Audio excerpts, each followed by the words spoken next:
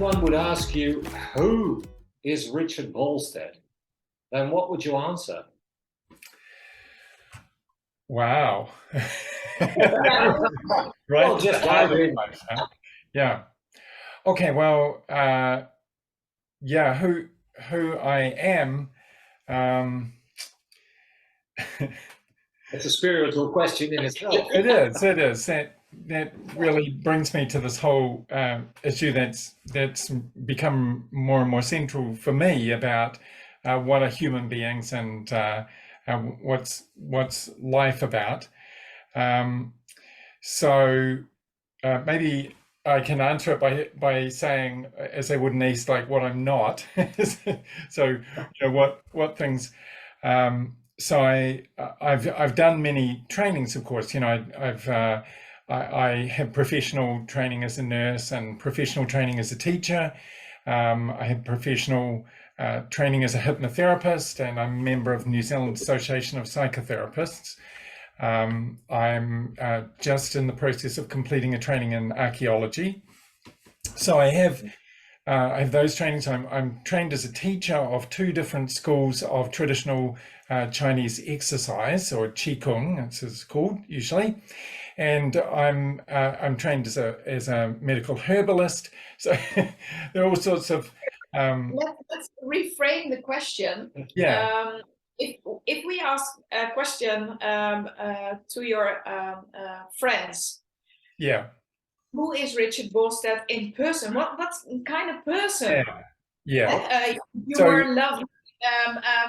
Exactly. So I think that's right, because these things are just hobbies or entertainments or even ways of expressing myself. So what I'm really fascinated by is how human beings change, how human beings create a sense of communication with each other, how they fall in love and create friendships, things like that, how they resolve conflicts, how they live together.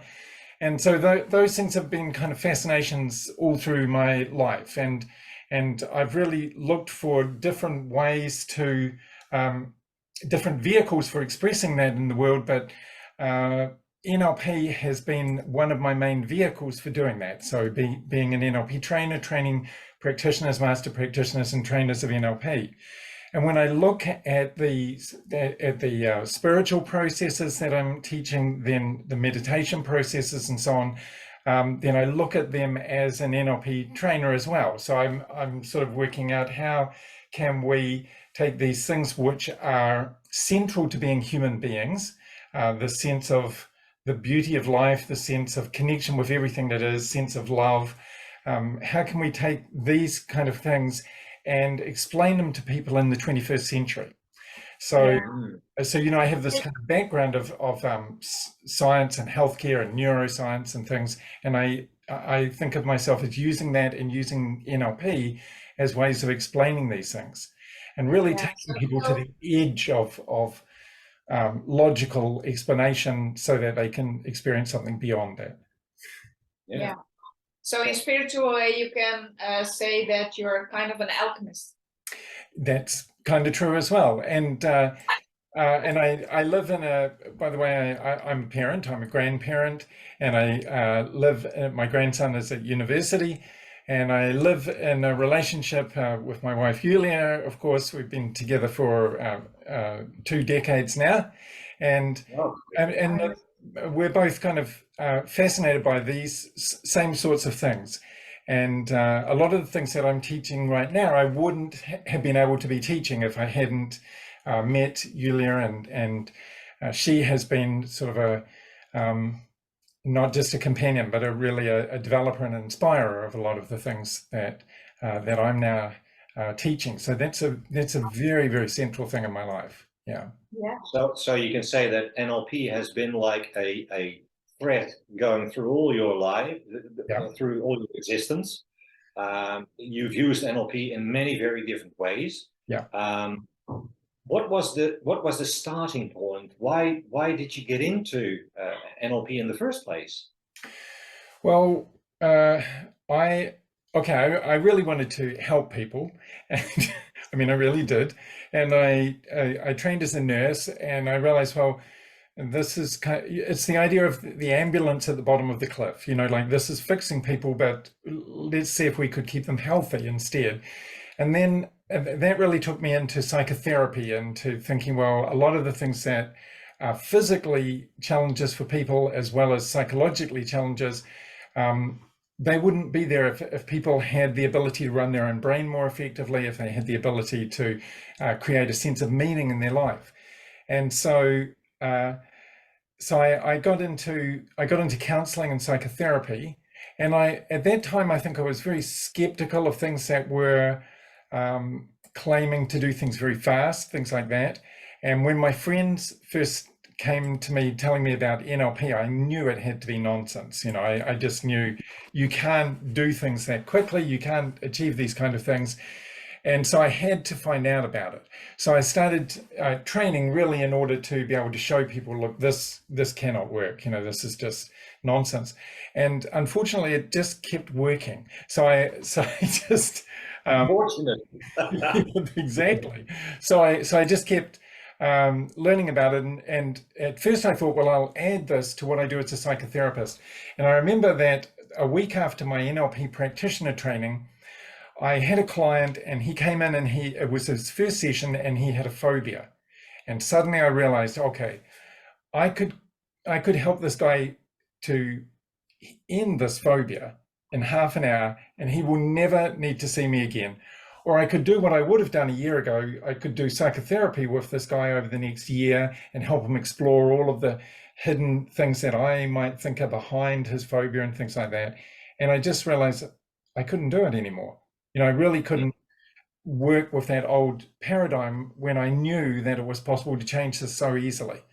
And so that was a profound change. It changed not only what I did in my job, but it took me to the place where I could accept, okay, most things are like that. You know, if you know how to get into the system, you can help people to make changes profoundly and quickly. Things are much easier than they think. Yeah. And what is interesting about that is that you've actually moved on from psychotherapy into NLP, you've done hypnosis, but at the same time, you've written a lot of books about it. There's something inside you that makes you want to explore everything within NLP, really do the deep dive into the nitty-gritty, and write books about it. Where does this passion comes from towards NLP, or is that a general thing from Richard Bolstad? Yeah, that's a general thing. So I really okay. Short answer. Good. you're right that I really I'm not in NLP as well. I'm not just accepting of the simple explanations. I like to know how does this work in the brain? How does this work physically? And one of the things I really like about NLP is that it gives me the ability to chunk down, we would say in NLP, to the detail and the practicality of what's actually happening in someone's brain, neuron by neuron, you know, brain cell by brain cell, and then chunk up to the most profound, beautiful, beyond words experiences of life. And so for me, that's enormously valuable.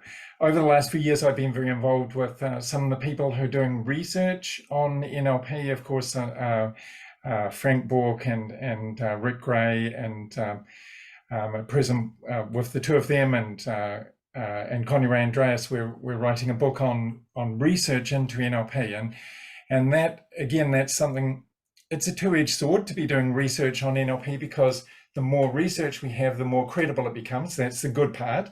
The other edge of it is that increasingly then we create something that doctors want to control, because they say, well, this is, you know, evidence-based medicine, and therefore we need to supervise who is doing it. And suddenly, instead of being something on the fringe that anyone could do and could spend a few weeks learning how to do, now we bring it into the mainstream, which everyone thought they wanted to, but now we face another series of challenges. Yeah. So I'm accepting of those challenges. Obviously I'm not working in a hospital, so I'm not a traditional nurse. I'm not a traditional medical or health professional. I think it's really good, though, to get these skills out to people who are traditional therapists and traditional doctors and traditional psychologists, because I think that what we're doing is much more than what we could call NLP. I think it's really living as human beings, you know. And it's a really good thing that a lot of people are adding stuff to it, people like yourselves, because like Judith Delosier once said, NLP never was meant to be a solo. No. Yeah. It was it was supposed to be a living thing that everybody could work with and expand on. Yeah. I think that's really true, and one of the beautiful things about the way NLP was structured in the beginning is that it's structured so that none of the founders, if I can call them that, could close it down. You know, none of them could say this is ours and you can't do this with it or something like that, because it's based on these presuppositions that you know, the model that we have of how we're doing things is just one model, and that's all it is. It's not reality. And so I think that's been very important to NLP, and it's been an important reason for me choosing NLP as the vehicle for what I'm doing at Flex. Yeah. And you wrote a number of books about it. Yeah. What is the book that is closest to your heart? What is the book that you're the most proud of? That would probably be the next one I'm going to write, but not there yet. Always, you know. Another question: which book? What book did bring you the biggest experience, the biggest transformation? You think, well, wow. You know, I'm gonna go for the second of the two books that I've written about transcendence, this new process that that my wife Julia actually developed or channeled, if you want to call it that. You know, discovered this process, and so when I was writing, I've written two books based on this process, really, and this last one, the Trancendence Guidebook, which is the one I'm recommending unashamedly in English to people, then that book is, I think it brings together all the things about spirituality, all the things about working with groups, with human beings, dealing with things like war and the crisis in the world today. It brings all of that together. And I feel very, very passionately about that because, of course, we are not living through ordinary times. I don't know if there ever were ordinary times, but we are not living through ordinary times. These are extraordinary times, and the world faces some real challenges. And so I'm very passionate about getting these skills out to people who are in crisis areas. You know, I work in areas where there have been wars, where there have been tsunami or earthquakes, fires, things like that. And I think that's why these things have emerged at this time in history. You know, as an organism reaches a crisis point, then it produces new ways of healing itself, and I think that's what humanity is doing right now. So for me, this transcendence is kind of like right now. It's the leading edge of what I'm doing. Yeah. And would it be fair to say then that Julia is the one who's actually brought spirituality right in the center of your life? I think we both had that before, and we were, you know, attracted to each other because of that. There's no doubt, though, that like looking at the two of us, I'm the more skeptical one, and she's the one who's more open to. Now, both those things I think are useful. And as I said, both those things happen in NLP. You see, like being able to be skeptical and question things and check them out and measure them. That's really useful. And it's really useful also to be open to experiences that you don't know the meaning of yet, that you don't know the origin of, to find out. Otherwise, that's a part of science as well. Otherwise, there would be no new discoveries in science. We'd just stick with what we have. Yeah. And so transcendence, can you say transcendence is spirituality? Transcendence is spirituality, and it's about collective healing. So it's about, instead of thinking, you know, a lot of spirituality in the West, and even a lot of the spiritual things that I've taught before, have been about, okay, here's you as an individual. Let's show you how to bliss out, inside you to have a connection with all the world. And the fact that you can't get on with the people that you live with, or that you, had a stand-up argument with your mum last night, that's irrelevant. So transcendence bridges that gap. This modern Western culture is pretty much the only culture in the history of the world where those things were separate. In all the other cultures through history, spirituality and community are one thing, and people come together as communities to do healing, to create this sense of the sacredness of life, to deal with the conflicts that have actually happened between them, and outframe them, we would say in NLP, in a spiritual way. And for me, transcendence is a way of bringing that aspect of it back in. Could you say that in the Western medical world, we are very, very good in creating a diagnosis of what's wrong in the body, but in the Eastern world, they're actually looking at, okay, what happened before that, so that the body needed to do this illness or this disease. So it's actually bringing those two together and having the whole package so that we can heal, so that we're looking at why is a body doing what it's doing, why are things happening, and what can we do about it, or what can we do to prevent it from happening again. Yes, there's that, and those questions, why did this happen, what can we do about it, those are systemic questions. So they are questions not just taking the individual as an individual by themselves, but saying, you didn't choose this right now at this moment, so that means this is part of your life, this is part of other things that happened with you and to you, and it makes sense in those wider spheres, in those wider contexts. And so that is really the focus of transcendence, is to use this very basic idea in NLP that everything is made up of systems, that things cannot be separated. We can't understand anything in life separate from the other things that are around it, before it, after it, and so on. And this really just takes that to the ultimate step. It says we can't understand an individual without understanding their family. We can't understand the family without understanding their community, the community without understanding history, history without understanding life, the species, the whole of life, and life without understanding the entire universe. So once we realize the vast system around us, then of course it becomes possible to make changes in these small places like human beings. And actually, transcendence then adds a lot of different things together, like NLP, systemic work, probably a little bit like I saw the video hypnosis. So it brings a lot of individual things together in one total package. Yes, that's true.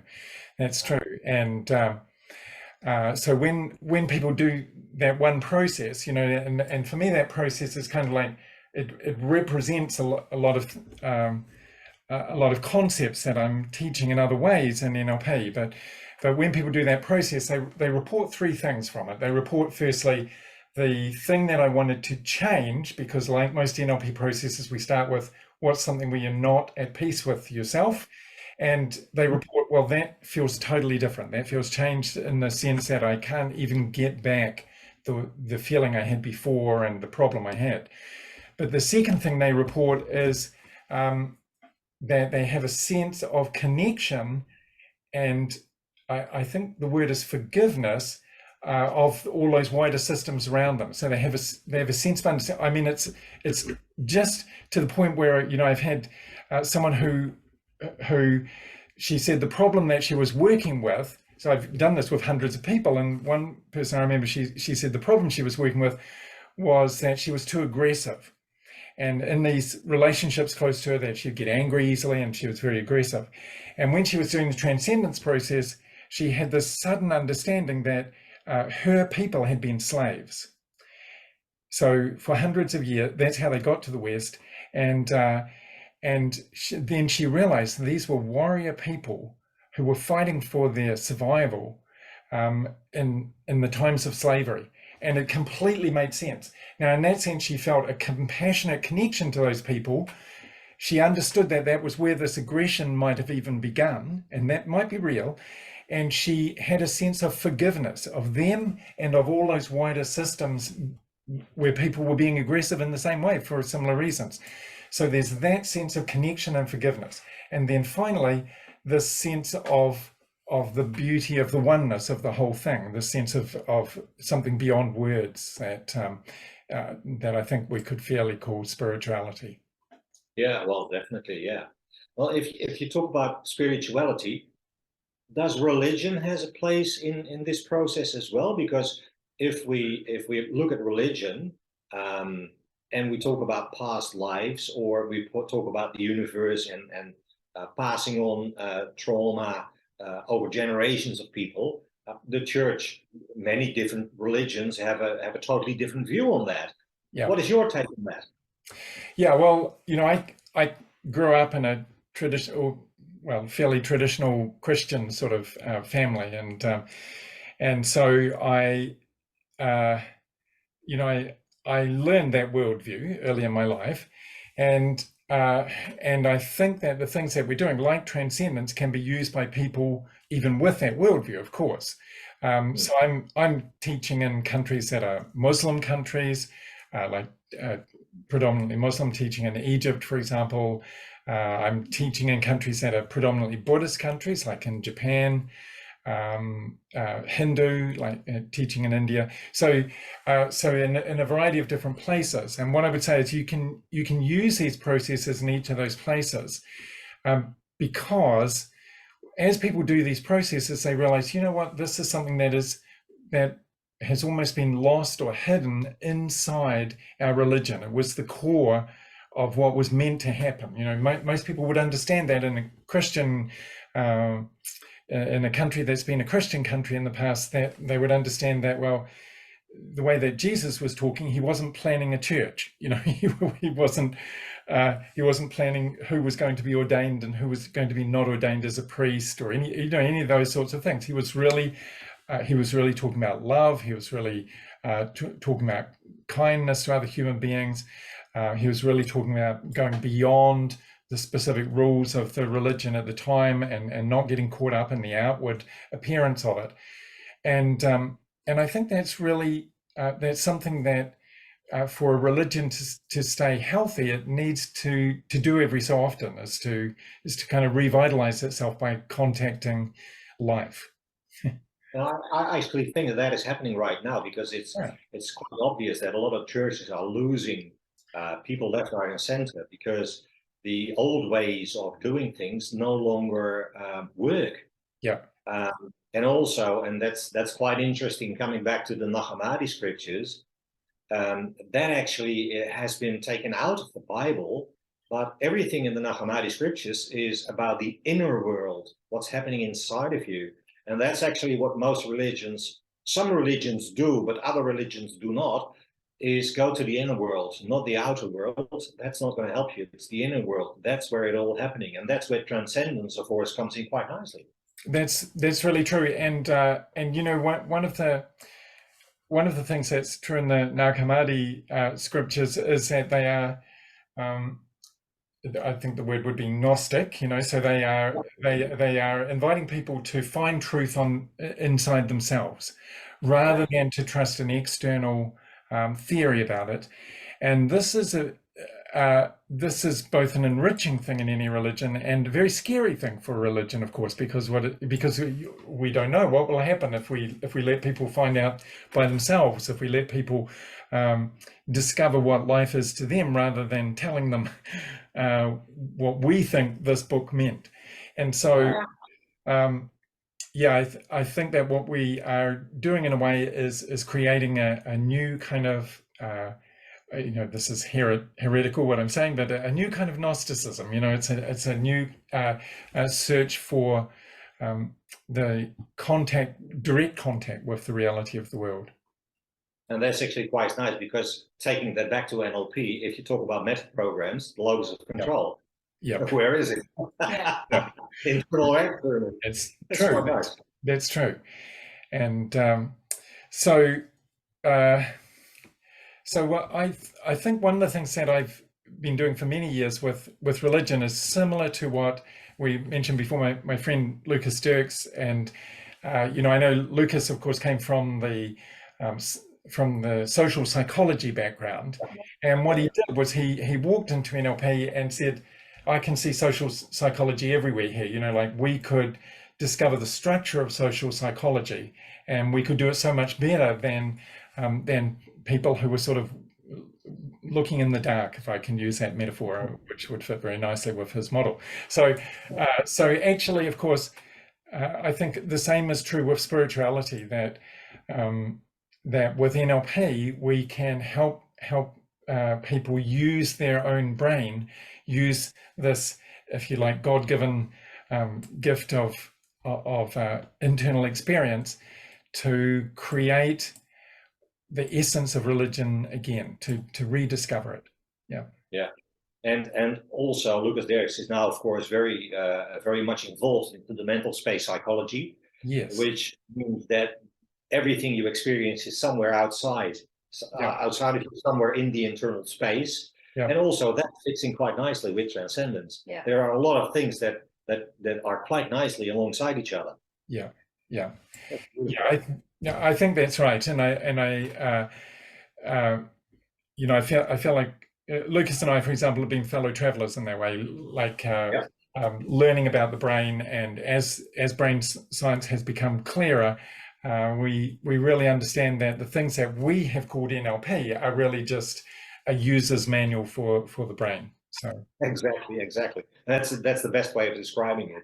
Yeah. So as to the last question for the interview, where is all this heading? Where are you and Julia heading with this Trancendence? What's the drive? What's the goal? You know, I think this is.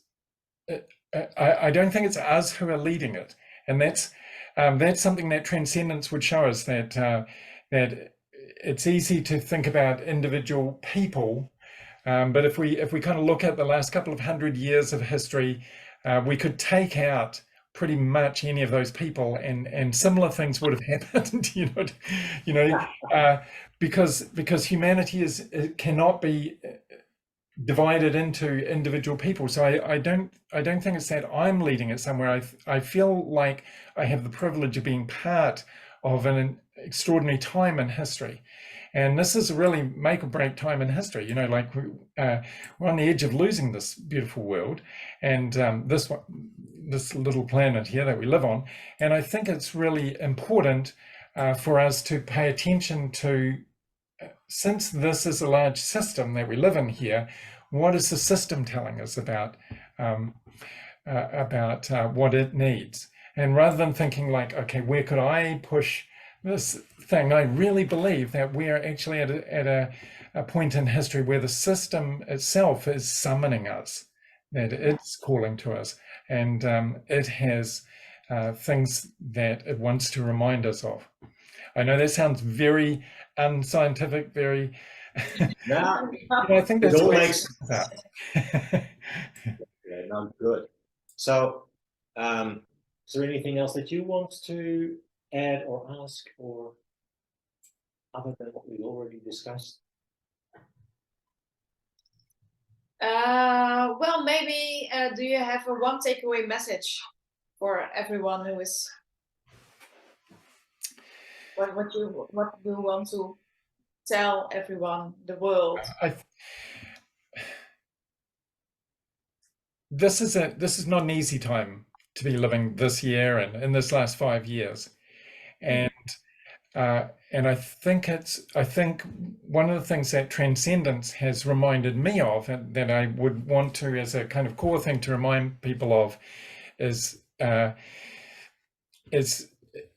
to pay attention to what is most precious to you, to really pay attention to that, and not to get caught in just like we were sort of casually saying, as well, we're not caught in religion, in the same way, not to get caught in the structures of NLP, for example, or the structures of psychology, and to look beyond that and remind ourselves the reason why we got into these fields is because of things that are sacred, that are precious, that are in some sense even eternal. And at times like this, those things that seem kind of conceptual, they are actually really, really important. They enable us to walk through some very challenging steps, because I think we're taking challenging steps, and it sounds trivial to say, but love is what makes that possible, you know. So yeah, that's the most important part of everything. Yeah. There's like somebody said, I'm not quite sure who said it, but love is the only thing there is, because there is no fear. Fear is basically the absence of love. Yeah. So if you have love, everything is there. Yeah, I think that's in the Course in Miracles, actually. That's